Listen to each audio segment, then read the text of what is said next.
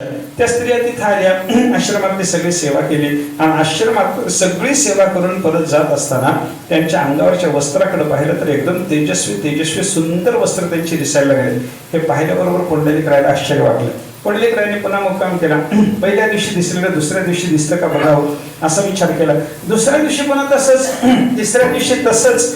येताना त्या 3 बायकाच्या अंगावरचे वस्त्र मलिन आणि जाताना मात्र एकदम सुंदर शुभ्र वस्त्रामध्ये त्या बायका परत चाललेल्या पाहिल्यावर 3 दिवसानंतर पुंडलिकराय त्या बायकाच्या समोर झाले. हात जोडून नमस्कार केला. म्हणजे बाळांनो, माझ्या अंतःकरणावर तुमच्याबद्दल खूप आदर निर्माण झालाय. कृपा करून मला सांगा तुम्ही कोण आहे आणि इथं काय येता. येताना अशा मलिन रूपात नसता, जाताना मात्र एकदम शुभ्र वेशानं परत जाता. हे कसं घडतं सांगा बरं.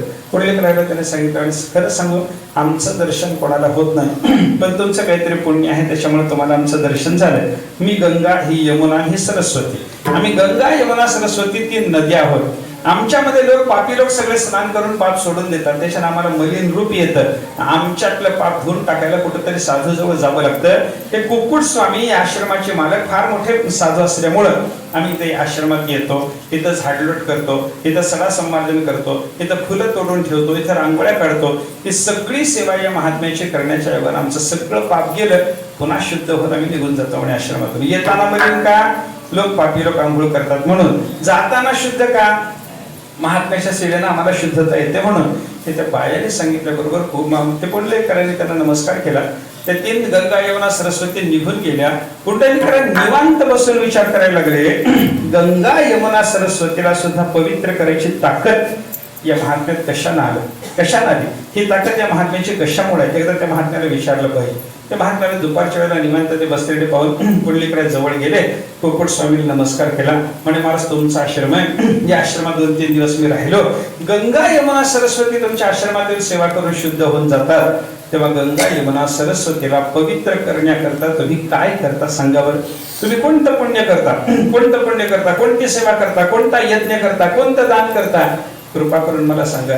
त्या कुक्कुट स्वामीने सांगितलं, मला गंगा माहिती नाही, मला यमुना माहिती नाही, मला सरस्वती माहिती नाही. गंगेच्या स्नानाला इथून गंगा माझ्या 10-5 पावलाच्या अंतरावर जरी असली तरी आजपर्यंत मी गंगा यमुना स्नानाला गेलो नाही. मी कोणतं दान केलं नाही, मी कोणता यज्ञ केला नाही. फक्त मला एकच ठाऊक आहे, माता पित्याची सेवा, त्याच्याशिवाय दुसरा धर्म मला ठाऊक नाही. मग पुंडलिकरायाच्या डोक्यात प्रकाश पडला. माय बापाच्या सेवेनं हा कुक्कुट स्वामी जर गंगा यमुना सरस्वतीला पवित्र करू शकत असेल तर माय बापाची सेवा करून आपण देवाला अवश्य केलंच पाहिजे हा विचार केला. आणि तिथं माता पित्याला खांद्यावर घेऊन पुंडलिकराय पंढरीला आले. माता पित्याची सेवा केली आणि माय बापाची सेवा पुंडलिकाची पाहून परमात्मा पंढरीनाथाच्या रूपामध्ये देव कायम येऊन पंढरपूरला राहिले. विठ्ठल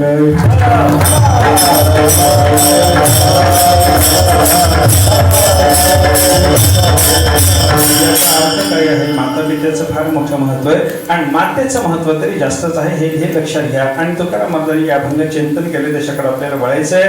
लेकराचे हितव आहे माऊलीचे चित्त. माऊलीच्या मनामध्ये लेकराच्या हिताची तळमळ असते बरं का. मातेच्या हृदयात ज्याप्रमाणे लेकराच्या हिताची तळमळ आहे त्याप्रमाणे सगळ्या जगाच्या हिताची तळमळ संतांच्या अंतःकरणामध्ये. आपल्या लेकराचं हित करत असताना माता आपल्याला काय मिळणार आहे याचा विचार करत नाही. त्याप्रमाणे लाभा वाचून प्रेम करणारे संत महात्मे असतात. महाराज अभंगाच्या 2ऱ्या चरणात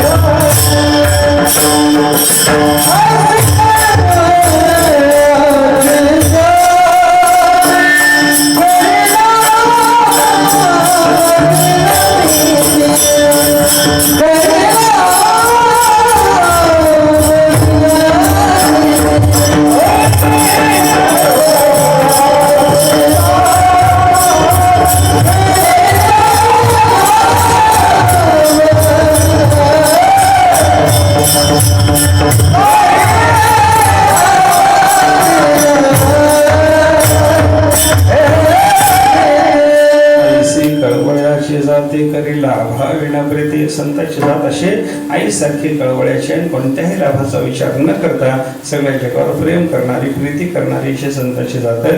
आणि संत महात्मेच आपलं सगळ्याचं हित करतात असं मला सांगतात. आईसारखं सगळ्या जगाचं हित अंतःकरणामध्ये बाळगणारे संत महात्मे असतात. ते जे महाराजांनी सांगितलंय ते हित काय आहे, हिताची तळमळ संत महात्म्याच्या अंतःकरणात कशी आहे याचा एकदा विचार करायचा आहे. एकदा प्रेमाने भजन करा. पुढचा विचार थोडक्यात पाहू. गुडबार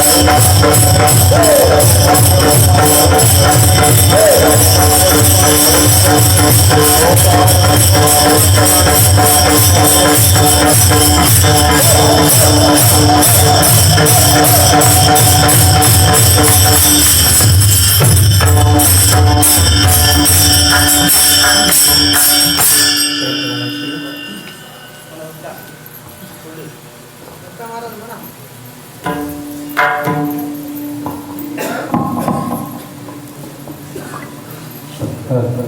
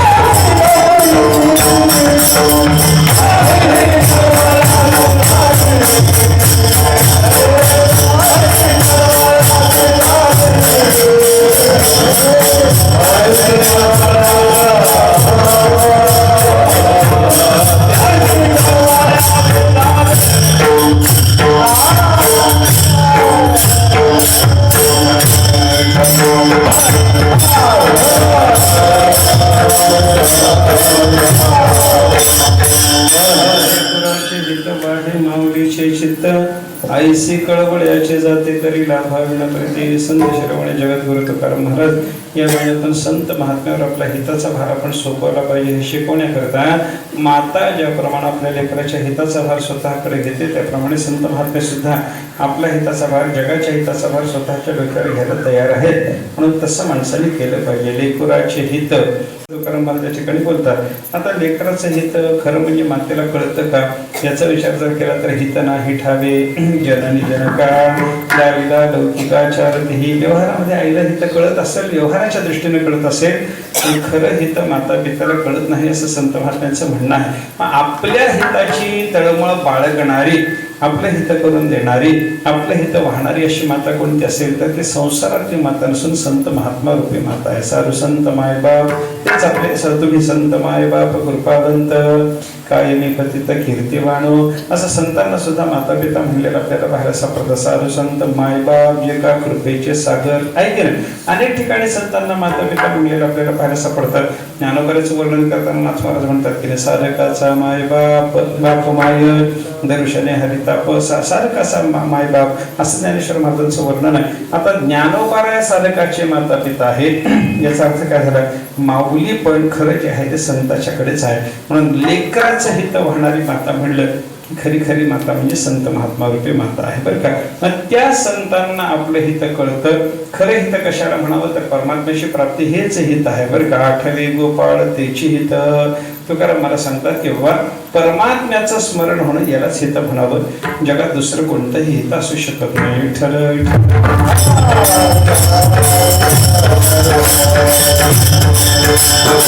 भगवंताची कृपा होणं याला जर हित म्हणायचं असेल तर ही हित दुसरा कोणी करू शकत नाही. तेची माझे हित करीती सकळ जेणे हा गोपाळ कृपा करी संतांनाच हित करता येतं. म्हणून संत महात्मा हीच आपली माता आणि त्या मातेच्या अंतःकरणामध्ये हिताचा विचार असतो असं महाराजांनी सांगितलं. आईसी कळवळ्याची जाते अशी आईसारखी संताची जात सुद्धा कळवळ्याची आहे. संताच्या अंतःकरणामध्ये सगळ्या जगाच्या हिताची कळवळ आहे तळमळ आहे. अनेक ठिकाणी याचा विचार संतांनी आपल्याला सांगितलेला पाहायला सापडतो. बुडत हे जन न देखवे डोळा येतो कळवळा म्हणून या हे सगळं जे उडत असलेल्या संसार सागरामध्ये आम्हाला भावत नाही म्हणून आम्हाला कळवळा येतो असं महाराजांनी सांगितलं की नाही. येतो हिताचा कळवळा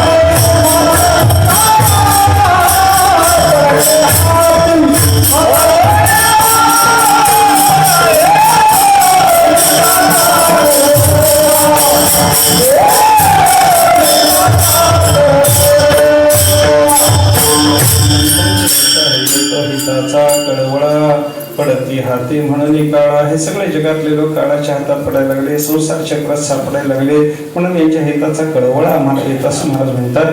तसं महाराजांनी या ठिकाणी सांगितलं, ऐसी कळवळ याची जाती करी लाभाविण प्रीती. कोणत्याही लाभाचा विचार न करता माय जशी लेकरावर प्रेम करते त्याप्रमाणे संत महात्मे सगळ्या जगावर प्रेम करतात बरं का. ऐसी कळवळ याची जाती करी लाभाविण प्रीती. पुन्हा महाराजांनी असं सांगितलं, लेकराच्या बद्दल मातेच्या अंतःकरणामध्ये एवढा कळवळा का, तर पोटी भार वाहे त्याचे सर्वस्व हिस आहे. आपल्या पोटात ज्याचा भार वाहिलेला आहे, 9 महिनेपर्यंत ज्याचा भार पोटामध्ये मातेने वाहिला, त्याच्याकरता आईचं सगळं सगळं करायची तयारी असते बरं का. ज्ञानेश्वर महाराजांनी दृष्टांत देताना असं सांगितलेलं आहे, देवा पांगुळे का देवी जे मग जन्मोनी जोजार साहिजे. ज्ञानेश्वर महाराज सांगतात की एखाद्या आईनं आपल्या पोटामध्ये 9 महिने सांभाळलेलं लेकरू जर पांगळ निघालं तर जन्मभर आई त्याच्याकरता कष्ट करायला तयार असते बरं का. असं चिंता नाही केलं, जगावर पांगुळे का देवी जे मग जन्मोनी जोजार साहिजे. जन्मभर त्या मातेला जोजार सहन करावा लागला, तर ते सगळं सहन करायची जिची तयारी तिलाच म्हणतात माता. विठ्ठल विठ्ठल.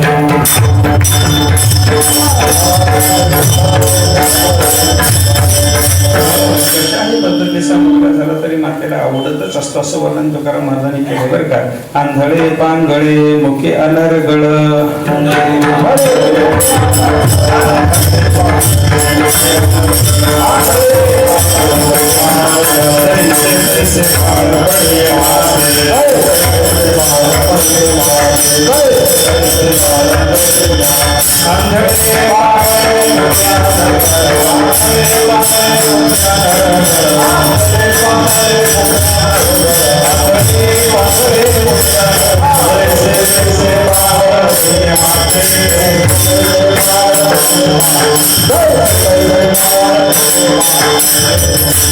ज्याचा भार 9 महिनेपर्यंत वाहिलेला आहे असा मुलगा आंधळा असू द्या, पांगळा असू द्या, मुका असू द्या, अनर्गळ म्हणजे उच्छृंखल वृत्तीचा, कशाही पद्धतीने वागणारा, उद्धट वागणारा, उद्दाम वागणारा, उन्मत्तपणाने वागणारा कसाही जरी असला, जैसे तैसे बाळ. पण हे माते महाराज म्हणतात कसलाही मुलगा असला तरी आईला आवडतच असतो आणि त्याच्या हिताची तळमळ माता करतच असते. त्याच पद्धतीनं संत महात्मे आपण संताची एकदा झाल्याच्या नंतर, संताच्या पोटात शिरल्याच्या नंतर आपण कसेही जरी असलो तरी संत महात्मे आपला अंगीकार करतात. ऐसी कळवळ्याची जाती करी लाभाविण प्रीती. अशी संतांची जात अतिशय कळवळ्याची असल्यामुळं माझा भार मी संत महात्म्यावर घालून आहे असं महाराज शेवटच्या चरणात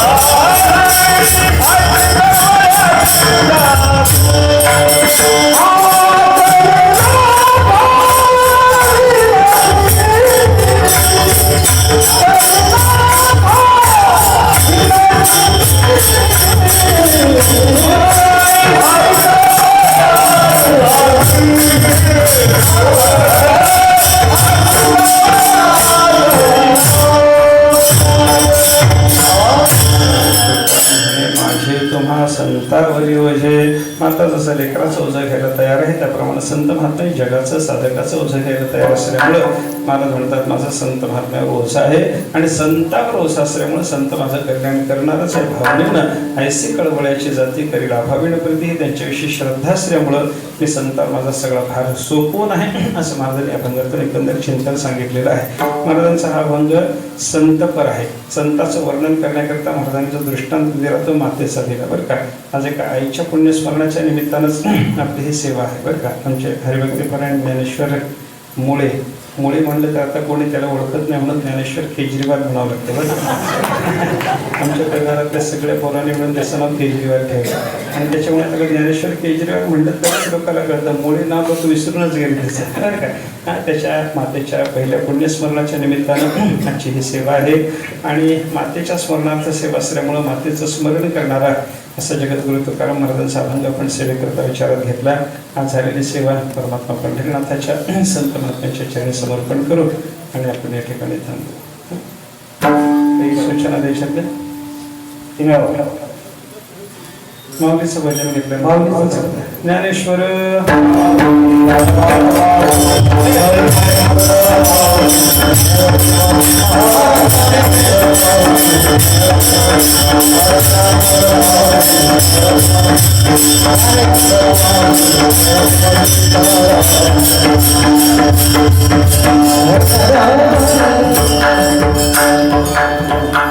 तुकाराम तुकाराम